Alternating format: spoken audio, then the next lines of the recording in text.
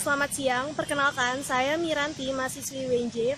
Di sini saya mau memberikan beberapa pertanyaan tentang pemilihan gubernur periode selanjutnya yang melalui jalan parpol atau independen.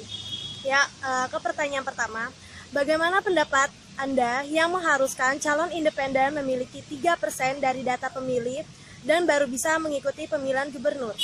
Ya baik, seperti kita ketahui bahwa memang KPUD sendiri, Komisi Pemilihan Umum Daerah DKI Jakarta, mensyaratkan bagi calon independen yang akan maju dalam Pilkada DKI sendiri harus memiliki 3% suara, minimal 3% suara dari daftar pemilih tetap DKI Jakarta yang mana berjumlah 7 juta. Nah, jika dikalkulasikan 3% dari suara itu ialah 210.000 suara.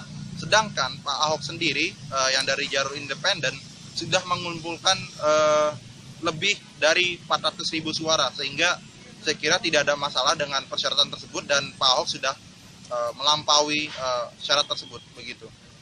Ke pertanyaan kedua, seberapa besarkah peluang dari calon independen menurut Anda?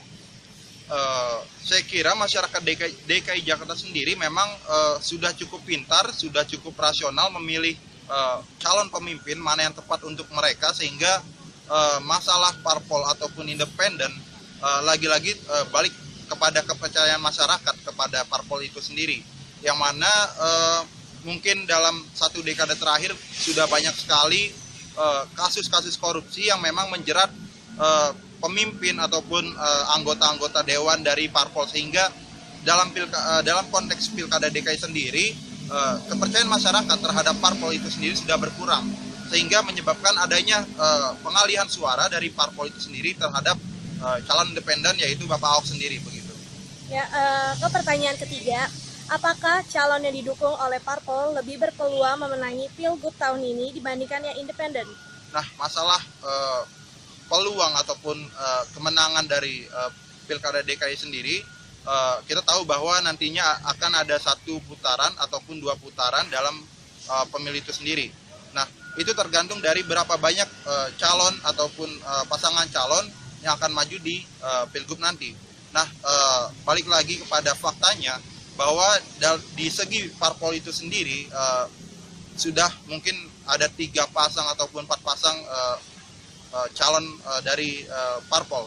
Mungkin ada Bapak Yusril Iza Mahendra, ada Bapak Haji Lulung, sehingga itu sendiri jika melawan Bapak Ahok, saya kira akan mengalami kesulitan, sehingga seharusnya parpol itu bersatu membentuk koalisi dan tidak memecah kongsi mereka, tidak membentuk poros sendiri, sehingga peluang untuk mendapatkan suara 50% plus 1 untuk syarat menang itu sendiri, saya kira itu bisa tercapai, begitu, daripada parpol-parpol itu sendiri memecah suara mereka melawan Bapak Ahok sendiri, yang mana Bapak Ahok sendiri memang sudah memiliki suara yang cukup banyak, begitu.